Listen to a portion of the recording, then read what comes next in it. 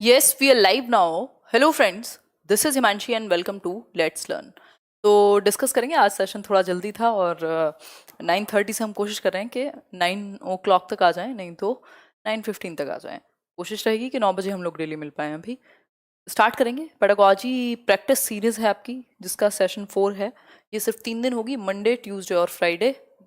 मेरा देखो अलग ही चल रहा है, मंडे, ट्यूसडे और वेडनेसडे। इसे कहते हैं ब्रेक की बहुत भारी आवश्यकता, है ना। खैर, तो ये 3 दिन जो है ये प्रैक्टिस, बाकी के 3 दिन जो है हम कुछ और चीज़ें कर रहे हैं, जिसमें एक टॉपिक भी शामिल है या स्टडी टिप्स के वीडियोस शामिल हैं। आ जाओ एक बार। तो सभी को गुड इवनिंग, नमस्कार, राम राम, सत श्री अकाल, अस्सलाम वालेकुम, what are you feel connected with. Start करेंगे। सेशन आपको पसंद आएगा ही, क्योंकि एक डिस्कशन होता है जिससे चीज़ें आपके दिमाग में क्लियर होती हैं। लास्ट तक जाते जाते हम आसान क्वेश्चन से शुरू करते हैं और मिला जुला करके अच्छे क्वेश्चंस डिस्कस करते हैं। वॉल्यूम लो है तो हम कुछ नहीं कर सकते हैं, क्योंकि इससे ज़्यादा वॉल्यूम हम नहीं बढ़ा पाएंगे। ठीक है, माइक चेंज हो जाएगा जल्दी ही, डोंट वरी। चलिए, तो ये पीडीएफ मुझे लग रहा है एक साथ ही 5 पीडीएफ आपको मिलने वाली है ना, क्योंकि इस हफ्ते के 2 सेशन आज हो जाएंगे, कल 3rd होगा। ठीक, चलिए फर्स्ट क्वेश्चन से स्टार्ट करते हैं। कुछ 14 क्वेश्चंस हैं, बट 14 तक आते आते आपके दिमाग में ब्रेनस्टॉर्मिंग होनी शुरू हो जाएगी। ठीक है, देखिए एक बार पहला क्वेश्चन, देखिए, पढ़िए और फिर बढ़ेंगे आगे। वॉइस ओके है, बस यही सुनना चाहते थे हम। देखिए एक बार, बहुत बढ़िया, आंसर करने का कोशिश कीजिए। अच्छा, सीटेट के बारे में कर देंगे सजेस्ट, अभी कल के बाद परसों करेंगे सजेस्ट, क्योंकि कल तक तो ये सीरीज चलेगी। देखिए, पहला जो क्वेश्चन है वो कहता है द नेशनल करिकुलम फ्रेमवर्क, यानी NCF 2005 under the heading quality dimension. अलग अलग हेडिंग्स हैं। अगर मैं बात करूं किसकी, एनसीएफ की, तो एक हेडिंग है क्वालिटी डायमेंशन की। अगर आपने एनसीएफ की पीडीएफ आपके पास होनी चाहिए, मैंने टेलीग्राम पे भी कभी ना कभी शेयर की होगी। ठीक है, अगर मैं बात करूं क्वालिटी एजुकेशन की, क्वालिटी मतलब गुणवत्ता आयाम, जो एक शीर्षक है, उसके तहत इंपॉर्टेंस किस चीज को दी गई है। क्वालिटी डायमेंशन यानी एजुकेशन की क्वालिटी पे सुधार की बात हुई होगी। पहला ऑप्शन कहता है फिजिकल रिसोर्सेज। फिजिकल रिसोर्सेज में B qualified and motivated teachers, experiences designed for the child in terms of knowledge, या फिर experiences designed for the child and curriculum reform. देखो, एक तो ये प्रोबेबिलिटी बढ़ जाती है जब आपको दिख रहा हो कि 2 ऑप्शन बिल्कुल अलग हैं और 2 ऑप्शन आसपास कहीं घूम रहे हैं, तो ये तुक्के मारने की प्रोबेबिलिटी बढ़ जाती है। वैसे तुक्का मारना हम नहीं सिखाते हैं, बट थोड़े फंडे जहां लग सकते हैं वहां लगाने चाहिए। ठीक, दूसरी एक बात, experiences designed for the child and curriculum reform is much better than the c option. उसका रीजन क्या है भाई? क्वालिटी डायमेंशन तो हर प्रकार से गुणवत्ता बेहतर होनी चाहिए। बच्चे के लिए हर प्रकार से गुणवत्ता कब बेहतर होगी? जब उसका जो अनुभव है वो बेहतर होगा। अनुभव कब बेहतर होगा? जब आप करिकुलम को ही रिफॉर्म कर दें, और करिकुलम में सारी चीजें आ जाएंगी, बच्चे की हर तरह की एक्टिविटी आ जाएगी, उसका सिलेबस से लेके और सब कुछ, जितने भी पैर रखने से लेके और निकलने तक स्कूल से, सारी चीजें करिकुलम यानी पाठ्यचर्या का ही हिस्सा होती हैं, और उसी हिसाब से फिर टीचिंग प्लान होगी जैसा करिकुलम होगा। तो सिंपल बात है। ठीक, सिर्फ नॉलेज के टर्म में नहीं, करिकुलम में हर चीज शामिल है। आपका खेलना, गाना, कूदना, पढ़ना, लिखना, सोना, सब। मतलब सोना तो नहीं कहेंगे, स्कूल में तो नहीं आता सोना। तो आंसर क्या होगा इसका? D option. ये फैक्चुअल क्वेश्चन है एनसीएफ का। एक और क्वेश्चन एनसीएफ से, NCF 2005 suggests which of the following examination reforms। Examination reform की एक हेडिंग है एनसीएफ 2005 में। किस चीज को सजेस्ट किया गया है एग्जामिनेशन रिफॉर्म के अंडर? जल्दी से आंसर कीजिए। ये 2 क्वेश्चन बिल्कुल आसान क्वेश्चन है। क्लास 10th एग्जामिनेशन को ऑप्शनल बनाया जाए। पढ़िए एक बार ये question, state level exams to be conducted at different stages of school education, या फिर c option competitive entrance examination, यानी जो एंट्रेंस एग्जामिनेशन है उसको कॉम्पिटेटिव बनाया जाए, या ऑल ऑफ दीज। अब आंख बंद करके हम उत्तर नहीं देंगे ऑल ऑफ दीज, क्योंकि वो पॉसिबल नहीं है। ठीक है बात? कोई पूछ रहा है इंटीग्रेटेड और इंक्लूसिव में अंतर, लास्ट में पूछिएगा, अभी पहले फोकस कीजिए इस पे जो चल रहा है। क्या समझे? समझे कि नहीं समझे? बहुत बढ़िया, सही है। चलिए फिर लाइक शेयर करते रहिएगा। आज नोटिफिकेशन पहुंचा नहीं होगा, क्योंकि टाइम आज अलग है, 9 बजे के टाइम पे हम आने का प्रयास कर रहे हैं। देखिए, the national curriculum framework 2005 suggest which of the following examination reforms. तो इसमें बात हुई है क्लास 10th के एग्जामिनेशन को ऑप्शनल बनाने की, बाकी तीनों चीजें यहाँ लागू नहीं होती। फैक्चुअल क्वेश्चन है, इसमें ऑल ऑफ द अबव आप आंख बंद करके नहीं लगा सकते, ये नॉर्मल क्वेश्चन नहीं है। फैक्चुअल क्वेश्चन के केस में आपको फैक्ट बेस्ड डॉक्यूमेंट बेस्ड चीज पे जाना पड़ेगा, ठीक है। इसके अलावा क्वेश्चन नंबर 3 देखिए, विच, सिर्फ कल का और इंतजार कीजिए, परसों आपको सीटेट से रिलेटेड सारी क्वेरीज सॉल्व हो जाएंगी, तो अभी पढ़ाई पे फोकस कीजिए। विच of the following statement is correct regarding heuristic method of teaching. Heuristic method कहते हैं अन्वेषण विधि को, शिक्षण के अन्वेषण विधि के तहत कौन सी जो एक तरीका है वो या स्टेटमेंट है इन 4 ऑप्शंस में से वो सही है, बताइए अश्विनी। पहला ऑप्शन है engage the students actively and help them to get solution of a problem, यानी बच्चों को सक्रिय रूप से आप क्या करेंगे, इन्वॉल्व करेंगे एक्टिविटी में और एक सॉल्यूशन तक पहुंचेंगे। हाँ, ह्यूरिस्टिक में खोज की जाती है, अन्वेषण किया जाता है, किसी समस्या का समाधान निकाला जाता है, बात तो सही लग रही है सुनने में। फिर नेक्स्ट चीज है in classroom the teacher is more active and students are passive. कोई भी चाइल्ड सेंटर्ड मेथड जहां पे प्रॉब्लम सॉल्विंग की बात है, जहां पे करके सीखने की बात है, वहां ऐसा नहीं हो सकता कि बच्चे पैसिव हो जाएं। बच्चे का निष्क्रिय होना आपके लिए एक बहुत बड़ा रेड सिग्नल है कि वो आंसर नहीं होगा किसी भी सूरत में जब तक नॉट ना लिखा हो क्वेश्चन में। समझ पा रहे हो ना बात को। फिर है teacher presents pre prepared materials in front of students, यानी जो शिक्षक है जो उसने पहले से ही प्रिपेयर्ड मटीरियल है उसी को प्रस्तुत कर देता है। जैसे मान लीजिए क्वेश्चंस है ना भाई, पहले से टाइप हुए हैं, ठीक, एक बार मैं नजर भी देखी होगी, हो सकता है नहीं भी देखी हो, बट क्वेश्चन तो पहले से प्रिपेयर्ड है, ठीक, या टॉपिक तो पहले से प्रिपेयर्ड है, प्याजे तो पहले से प्रिपेयर्ड है, थियोरी तो है ही, ठीक। तो ऐसा नहीं होता, यहाँ पे आपको किसी एक समस्या की खोज करनी होती है। ह्यूरिस्टिक में पहले से डिसाइडेड नहीं होती चीजें कि यही उत्तर निकलेगा, आप अन्वेषण कर रहे हैं, प्रॉब्लम का सॉल्यूशन ढूंढ रहे हैं। Teaching activities are conducted with a project. Project method में ऐसा होता है। और जो ह्यूरिस्टिक मेथड है उसको किसने दिया था, जरा कमेंट करके बताओगे, बहुत दिन से कुछ बताते नहीं हो। किसने दिया है ह्यूरिस्टिक मेथड को, अन्वेषण विधि को किसने दिया है और ये किस पे बेस्ड है? देखिए, अन्वेषण विधि की यदि हम बात करें तो ये एक एक्टिविटी सेंटर्ड या हम कहें चाइल्ड सेंटर्ड मेथड है, जिसमें बच्चे को सेंटर में रखा जाएगा, ठीक है। बच्चे को सेंटर में रखा जाएगा यानी बच्चा एक्टिव होगा, है ना। अगर हम बात करें बच्चा एक्टिव होगा तो मेथड तो अच्छा है, जहां बच्चा एक्टिव हम तो पूजा कर लें उस ऑप्शन की, ठीक है ना बात। तो उस केस में हम कह सकते हैं इसको दिया किसने, H.E. आर्मस्ट्रॉन्ग। आपने अपने टीचिंग ट्रेनिंग B.Ed D.El.Ed कभी ना कभी जरूर पढ़ा होगा, अगर रट्टे के अलावा याद रहा हो कुछ, ठीक। H.E. Armstrong, H.E. आर्मस्ट्रॉन्ग ने इसको दिया है। और H.E. आर्मस्ट्रॉन्ग, ये बेसिकली ह्यूरिस्टिक मेथड हुआ, प्रोजेक्ट मेथड हुआ, ये घूमते हैं प्रैग्मेटिज्म के आसपास, जो प्रयोजनवाद है, जहां पे एक्टिविटी की बात होती है, जहां करके सीखने की बात होती है, जहां प्रैक्टिकल सिनेरियो की बात होती है, घुमा फिरा के ये सब जुड़ जाते हैं जॉन डुई के आसपास, क्योंकि या तो ये लोग उनके शिष्य रहे हैं या किसी ना किसी फॉर्म में उनके मेथड्स को फॉलो करते रहे हैं।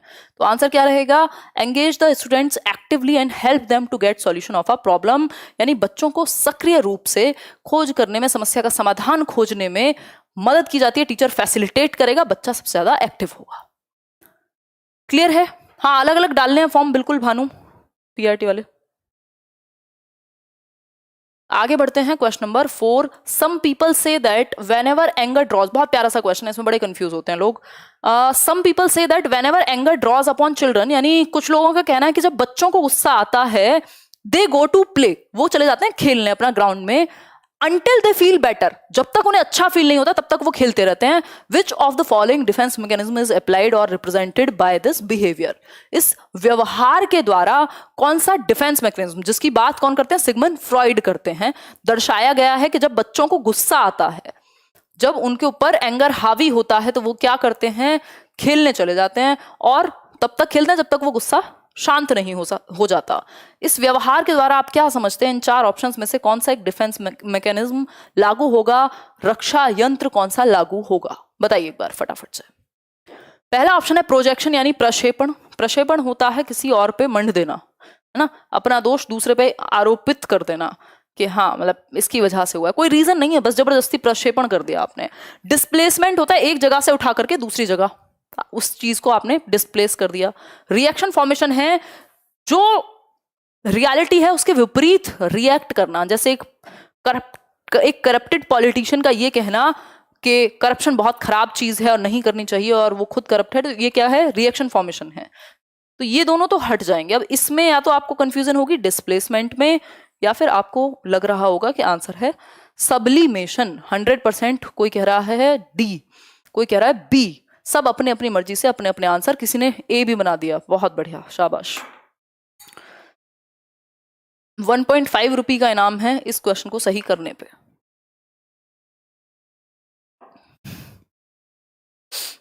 बहुत बढ़िया। बहुत सारे लोग बी आंसर कर रहे हैं, जो कि बिल्कुल ही गलत है। ठीक, बी जो है वो बिल्कुल गलत है, हम उसको नहीं मानेंगे।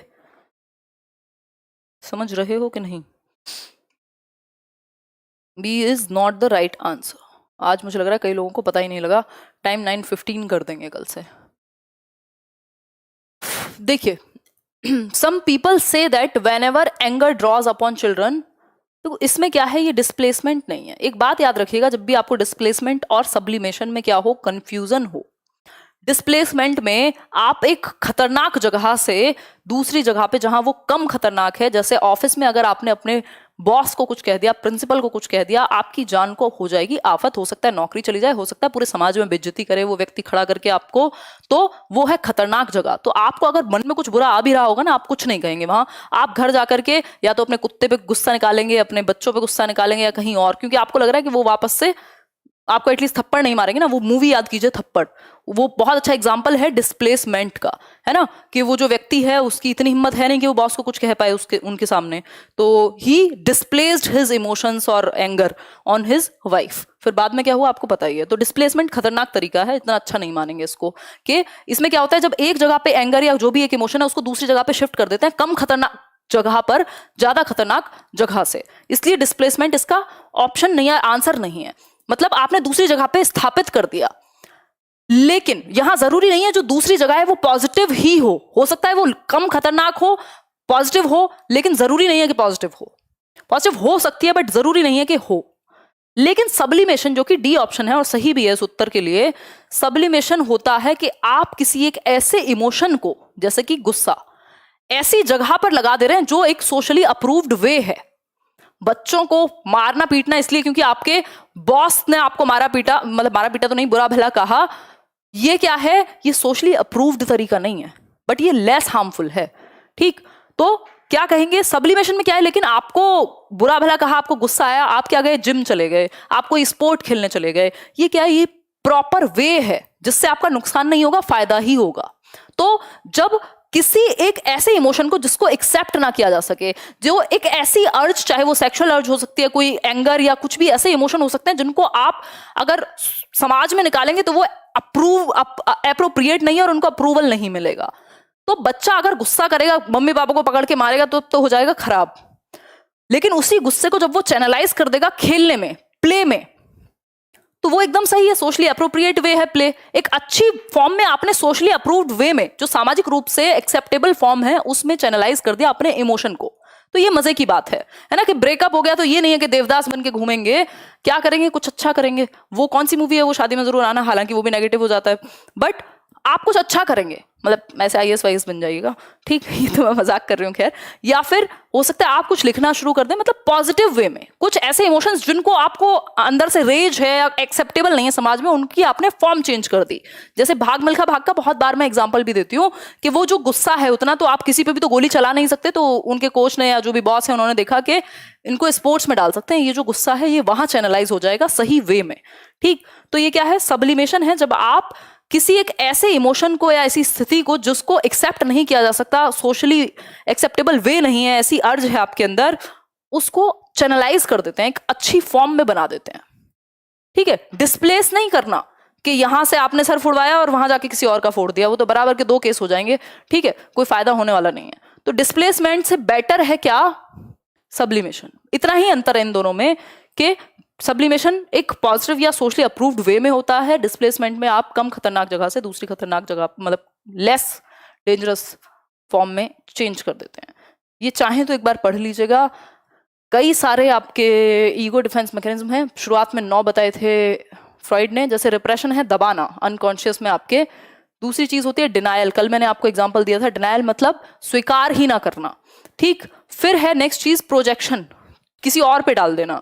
डिस्प्लेसमेंट में है, आप सेटिस्फाई कर रहे हैं अपनी एक इम्पल्स को, जैसे कि गुस्सा, बट सब्स्टिट्यूट ऑब्जेक्ट के साथ, है ना। कोई एक ऑब्जेक्ट सब्स्टिट्यूट आपने ढूंढ लिया, सेम फॉर्म है, जो आपने एनर्जी अपने बॉस से ली थी आपने अपने कुत्ते पर निकाल दी।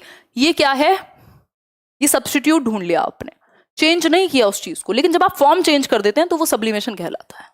रिग्रेशन होता है अपने से छोटी उम्र में चले जाना। अभी एक क्वेश्चन आएगा खतरनाक, आज का लास्ट क्वेश्चन है आई थिंक, वो उसको डील कीजिएगा, तब पता लगेगा कि इन सबको आप कितने अच्छे से समझ पाए हैं, उसमें कंफ्यूजन आपको होगी। नेक्स्ट क्वेश्चन देखिए, adjustment means accommodating oneself to various circumstances in order to satisfy what. Adjustment topic हमने कुछ ही दिन पहले पढ़ा था यहाँ यूट्यूब पे भी। समायोजन से तात्पर्य स्वयं को विभिन्न परिस्थितियों में अनुकूलित करना है ताकि संतुष्ट किया जा सके किसको, बताइए। शुभम ऑलमोस्ट कंप्लीटेड है आपका। कुछ टॉपिक्स हैं जो मैं प्रीवियस वीडियो से ऐड कर दूंगी, उसके लिए आप वेट कीजिए 1-2 दिन। अभी लॉकडाउन खुला है तो हमारी टीम में भी कुछ कुछ काम शुरू हुआ है आज से, नहीं तो काफी बर्डन हो जा रहा था। देखिए बहुत ही बढ़िया, देखिए आ जाइए आ जाइए। कोई कह रहा है बैकग्राउंड क्या करें।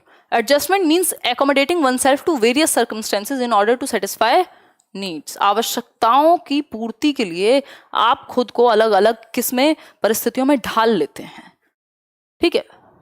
ये एडजस्टमेंट कहलाता है। एडजस्टमेंट मतलब आप और आपकी सिचुएशंस बैलेंस में है। सिंपल डेफिनेशन है, तो बाय डेफिनेशन ही ऐसा है ये क्वेश्चन। क्वेश्चन नंबर 6 देखिए, which of the following development task is not appropriate to the late childhood. Late childhood का मतलब क्या है? ये शायद मैं करा चुकी हूँ वाला क्वेश्चन रिपीट हुआ है। देखो एक बार, 6 से 12 वर्ष लेट चाइल्डहुड के लिए कौन सी एक चीज एप्रोप्रिएट नहीं है? बहुत जल्दी से बता दो, 1 मिनट में आगे बढ़ जाएंगे। फिर वीडियो क्लियर नहीं है, यहां से एकदम क्लियर है। अपनी क्वालिटी इंक्रीज करो, 1080p पर देखो। न्यू बैच कब आएगा बता देंगे, अभी सीटेट तो आने दो, कैसे करके मानोगे।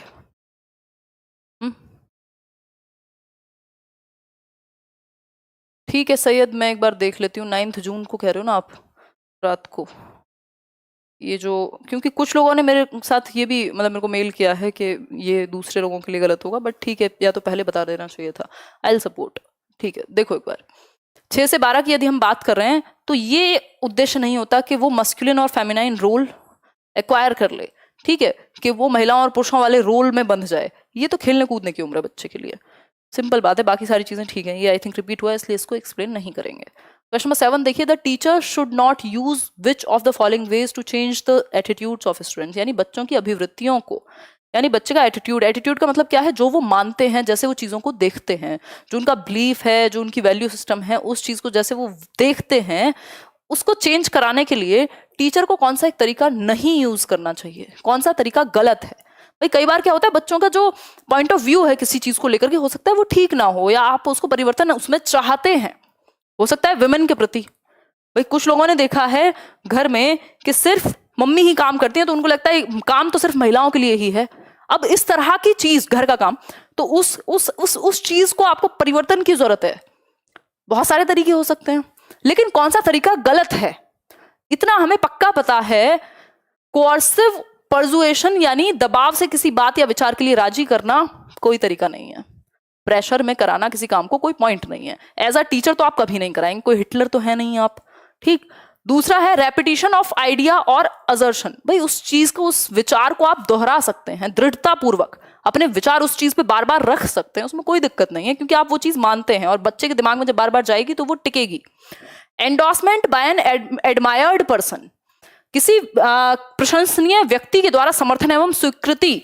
आप कहते हैं एग्जाम्पल दें कि जिनको लगता है कि लड़कियां वीक हैं तो कर्णम मल्लेश्वरी का एग्जाम्पल देखें, है ना। जिनको लगता है लड़कियां गणित में वीक हैं तो शकुंतला देवी का एग्जाम्पल दें, या ऐसी पर्सनैलिटीज को आप ऑनलाइन दिखा सकते हैं, उनकी किताबों के बारे में बात हो सकती है। तो ये क्या है? ये तरीके हैं जो सही हैं उनके विचारों को ठीक कराने के। नेक्स्ट है association of the message with a good feeling, यानी संदेश के साथ साहचर्य स्थापित करना। यानी आप एक अच्छी फीलिंग, एक अच्छे पॉजिटिव वे में अपनी बात को प्रस्तुत कर रहे हैं, ठीक। इतनी बात क्लियर है। निवेदिता, हाँ कोशिश कर रहे हैं कि 9:15 पे ले आए टाइम को, ठीक है, 15 मिनट पहले ले आए। तो आंसर यहाँ एक ही गलत है और वही सही है, क्यों? क्योंकि नॉट पूछा है हमसे, दबाव से आप किसी की बात को नहीं मनवा सकते। It's simple as that. मनवाएंगे भी तो वो टेम्परेरी है फिर। क्वेश्चन नंबर 8 देखिए, which of the following characteristics are exhibited by mentally healthy teachers, यानी कि कौन सी विशेषताएं मेंटली हेल्दी टीचर्स के द्वारा प्रदर्शित की जाएंगी। ऐसे टीचर्स जो मानसिक रूप से स्वस्थ हैं, जो सिर्फ नैग नहीं करते रहते, एक दूसरे को बुरा भला नहीं बोलते रहते, एक दूसरे को नीचा नहीं दिखाते रहते, अपने आप को ही ऊपर नहीं साबित करते रहते, मैं सर्वश्रेष्ठ हूं यही नहीं कहते रहते, है ना। तो मेंटली हेल्दी जो टीचर्स हैं उनकी विशेषता या उनके कैरेक्टरिस्टिक की बात हुई है। पहला है they know well about their strengths only. हाँ ठीक बात है कि वो अपनी स्ट्रेंथ्स को, कि वो कहाँ बेहतर हैं जानते हैं, ठीक। वीकनेसेस को भी जानते होंगे बट अभी बात स्ट्रेंथ की हुई है तो उसको गलत नहीं कहेंगे। They know well about others weaknesses only, ये कहना गलत होगा कि उनको सिर्फ किसके बारे में पता है, दूसरों की गलतियों के बारे में ही पता है। They find means of correcting their own mistakes, this is very good, कि वो अपनी गलतियों को सुधारने के तरीके ढूंढते हैं, क्योंकि गलतियां सबसे होती हैं और सब में कमियां होती हैं, तो इट्स बेटर कि आप खुद में देखें। They are satisfied with their job, हाँ बिल्कुल सही बात है। They accept failure very easily. देखिए आंसर क्या होगा, फटाफट से बताओ। न्यू स्टूडेंट, अच्छा जी, सब सीख ही रहे हैं। कोर्स करियर विल ऐप पर होता है, मेरे साथ आप यहीं जुड़ सकते हैं। बिल्कुल बेटर ऑप्शन पे अगर हम जाएं तो हम कहेंगे डी ऑप्शन हमें ज्यादा बेटर दिखाई दे रहा है, क्योंकि ऐसा नहीं है कि वो बहुत ही easily, very easily accept failure very easily, ये उतना जम नहीं रहा, क्योंकि किसी को भी फेलियर तो पसंद नहीं है कि हाँ हाँ वाओ वाओ मजे आ गए, फेलियर मिल गया। हो सकता है आप करें लेकिन आपको दुख भी होगा, तो वेरी इजीली नहीं कहेंगे, इजीली लिखा होता तो we could go with that. तो हालांकि दोनों में से गलत पूरे तरीके से नहीं कहेंगे किसी को भी, but D option is much better and sure. हम जाएंगे किसके साथ, डी। आगे बढ़ेंगे तो law of exercise emphasises on, यानी अभ्यास का नियम किस चीज पर जोर देता है। थॉर्नडाइक का जो अभ्यास का नियम है वो किस चीज पर जोर देता है, constant practice of useful learning, यानी सफल शिक्षा, यानी जो चीजें यूजफुल हैं उनका, जी देवेंद्र, क्या है, बार बार यूज करना, उनको बार बार प्रैक्टिस करना, कॉन्स्टेंटली प्रैक्टिस करना जो चीजें सही हैं, जैसे आप मैथ्स में प्रैक्टिस करते हैं for example. Arouse of interest of the peoples towards new learning, बच्चों का नई लर्निंग के प्रति क्या है, इंटरेस्ट डेवलप करना, ये लॉ ऑफ रेडीनेस है या इफेक्ट पे जाएगा। Avoiding failure as far as possible, ये कोई रूल नहीं सिखाता कि आप फेलियर को अवॉइड करें, आपका काम फेलियर अवॉइड करना नहीं है, आपका काम है सक्सेस पे फोकस करना। Increasing curiosity of the learner, ये बात भी सही है बट ये भी रेडीनेस के साथ हो जाएगा, तो एक ही आंसर सही है। प्रैक्टिस की बात या यूज की, यूज लॉ ऑफ यूज और डिसयूज है ना एक्सरसाइज में, मतलब करत करत अभ्यास वाली बात है, जितना आप प्रैक्टिस करेंगे उतने बेहतर हो जाएंगे, ये बात होती है लॉ ऑफ एक्सरसाइज या लॉ ऑफ प्रैक्टिस या law of use and disuse, मतलब जिस चीज को आप कम यूज करते हैं वो आपकी प्रैक्टिस से चली जाती है, लर्निंग वीक हो जाती है, जो सही चीज है उसको जितना ज्यादा आप यूज करते हैं उतना वो बेहतर हो जाती है, पक्का हो जाता है आपका कनेक्शन या बॉन्ड जो है, इसको बॉन्ड थियरी भी कह देते हैं ना। क्वेश्चन नंबर 10 है effective teaching is a result of, मतलब निम्नलिखित में से कौन सा जो है वो सफल या प्रभावी शिक्षण का रिजल्ट है। ध्यान से आंसर कीजिएगा, ये क्वेश्चन थोड़ा सा फैक्चुअल है या ट्रिकी है, इसमें आपको सारे आंसर सही लग सकते हैं, मतलब ऑप्शन। कोई कह रहा है 9:30 कर दीजिए, 9:15 रखेंगे ना आपकी ना मेरी, बीच में रखेंगे ऐसे एकदम बार्गेनिंग करके ना, 9:15 रखेंगे टाइम आज से, 3 दिन तो क्लास है ये वाली। हाँ हाँ अभी हैं एडमिशन्स, 10 तक हैं admissions I think career lab पे, उसके बाद पेडागोजी स्पेशल में नहीं होगा, बाकी में चलेंगे। Effective teaching is a result of what, teachers honesty and commitment, यानी शिक्षकों की साधुता और कर्तव्यनिष्ठता का, teachers knowledge on content, teachers regularity in teaching, objective based teaching bye teachers, क्या कहेंगे आप।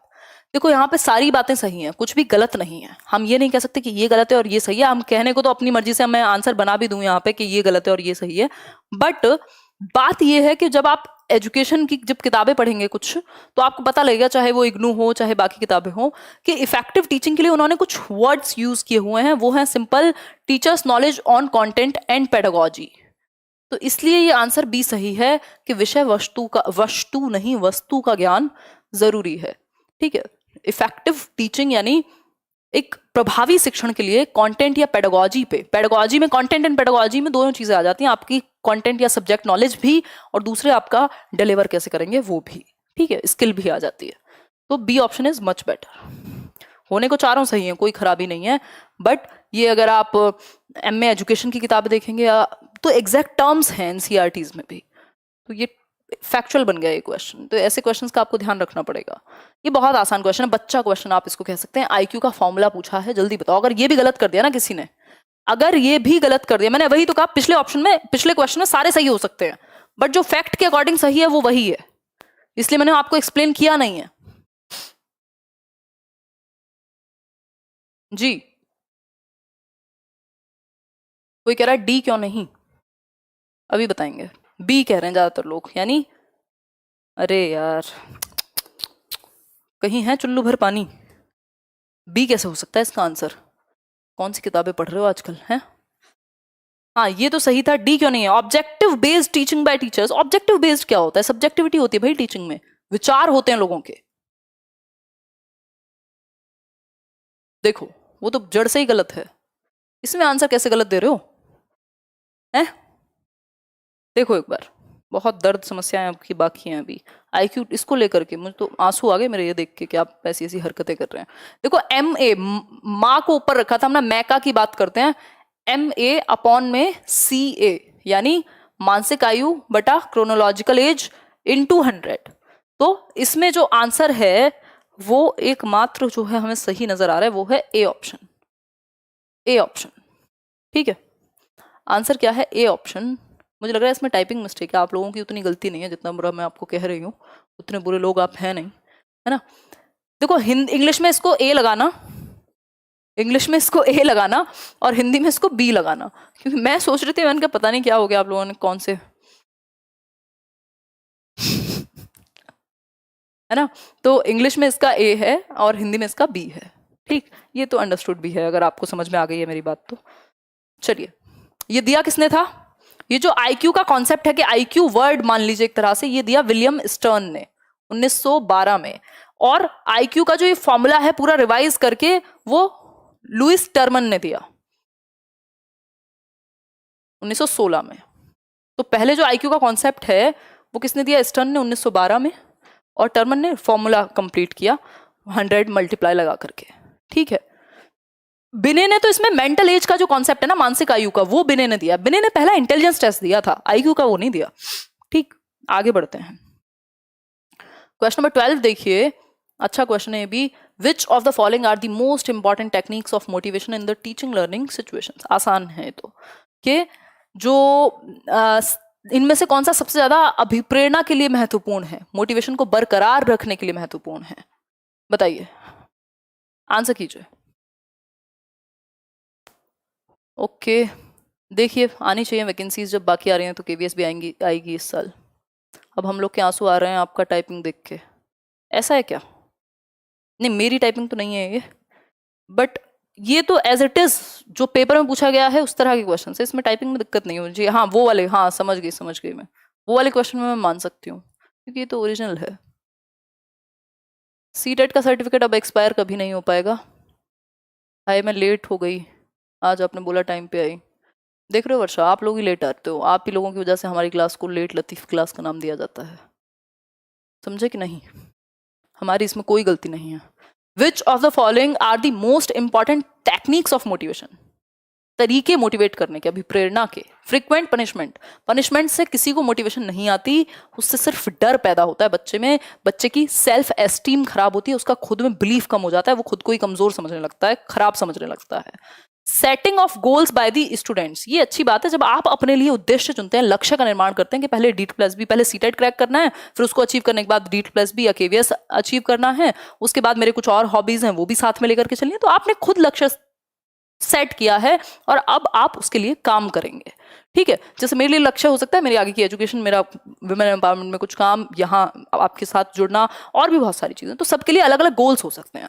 प्रॉपर फीडबैक ऑफ, और फिर आप जब खुद सेट करते हैं तो आप उस चीज को करना चाहते हैं, किसी ने सर पे बंदूक रख करके नहीं सेट कराया आपसे कोई गोल, तो ये मोटिवेशन का अच्छा तरीका है। Proper feedback of students response, भाई जब बच्चे ने जो रिस्पॉन्स दिया, उसका प्रॉपर फीडबैक देंगे तो उसको मोटिवेशन मिलेगी।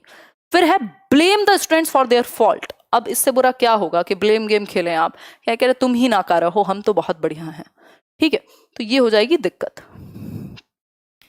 यहाँ पे ए भी गलत है, डी भी गलत है, बी और सी ही सही है, तो बी ऑप्शन में ही है, बी एंड सी। इतनी बात क्लियर? कोई समस्या, कोई दर्द, दुख, परेशानी, कमर दर्द, सर दर्द, वो तो खुद से ठीक कीजिएगा, क्योंकि आजकल हम दर्द ठीक नहीं कर रहे हैं, दर्द ठीक किए जाते हैं टॉपिक में। Which of the following options correctly depicts the 5 e learning, ये बहुत पूछा जाने लग गया है हर जगह पे, सीटेट से लेके सब जगह, 5 e learning model of constructivism, यानी रचनावाद का 5 ई मॉडल, 5 ई वाला शिक्षा पद्धति।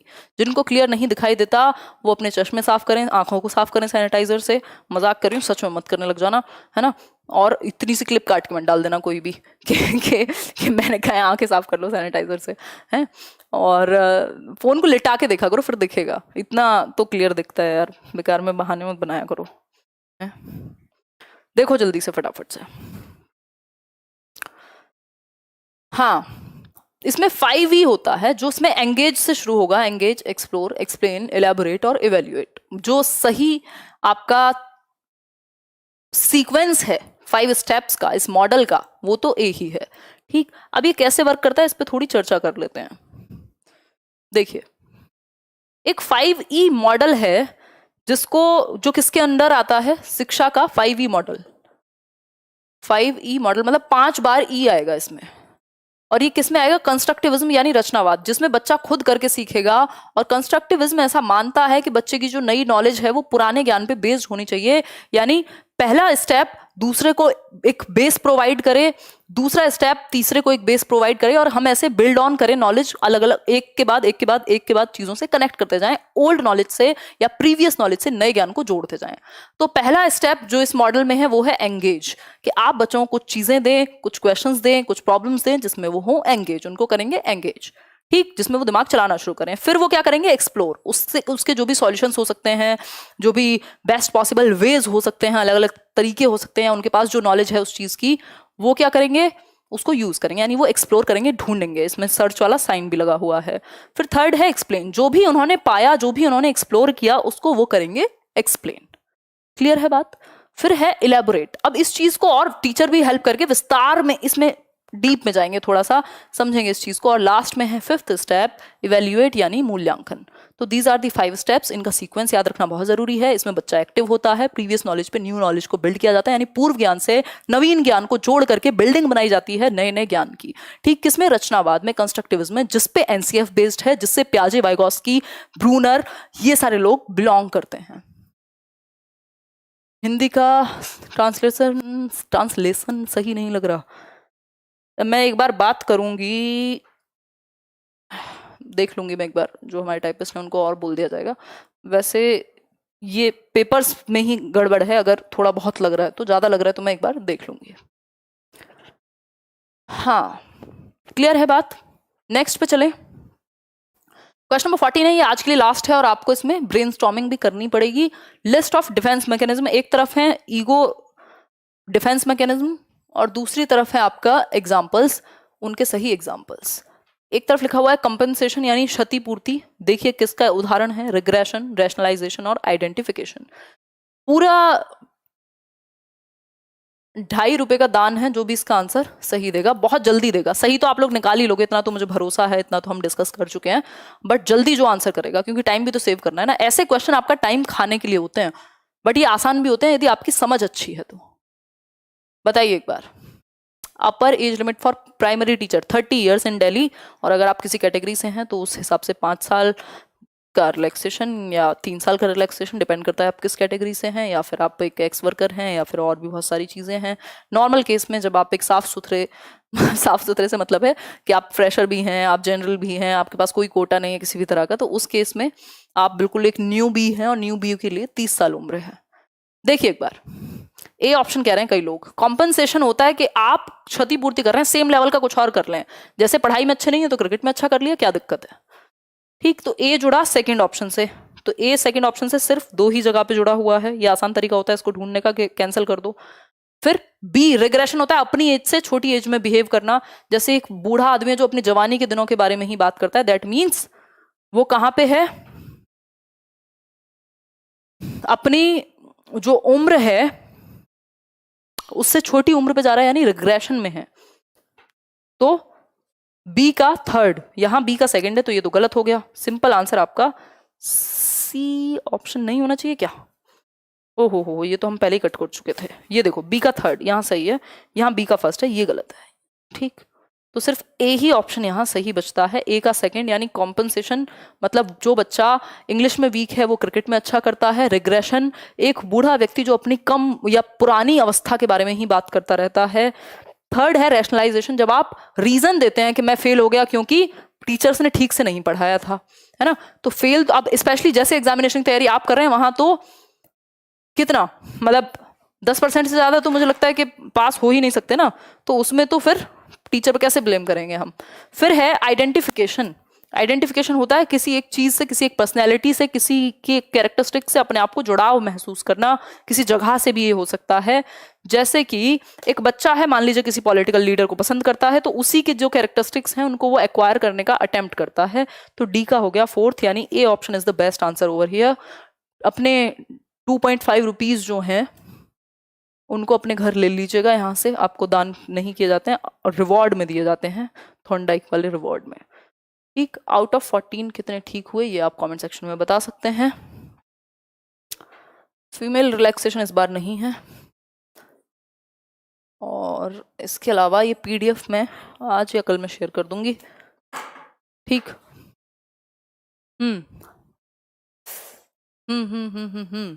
ग्रेट। और कोई समस्या, कोई डाउट हो तो बता दीजिए। Welcome welcome welcome. 10, 14, 9, 12, 11, हाँ 10 से तो ऊपर ही होना चाहिए आज का जो स्कोर है, इतना तो मैं आपसे उम्मीद करती हूँ, है ना। चलो फिर कब मिलेंगे हम मिलेंगे कल, और ये पीडीएफ आपको टेलीग्राम चैनल पे मिल जाएगी। इसके अलावा अपने साथ बने रहिए, मेहनत कीजिए।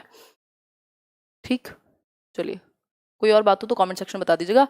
न्यू बैच के बारे में बता देंगे, सीटेट का जो भी इन्फॉर्मेशन होगी परसों डिस्कस करेंगे सीटेट के बारे में। कल 3 दिन तो हम प्योर प्रैक्टिस कर रहे हैं एग्जाम्स के लिए। चलिए धन्यवाद आप सभी का। देखो सबको खुश तो नहीं किया जा सकता,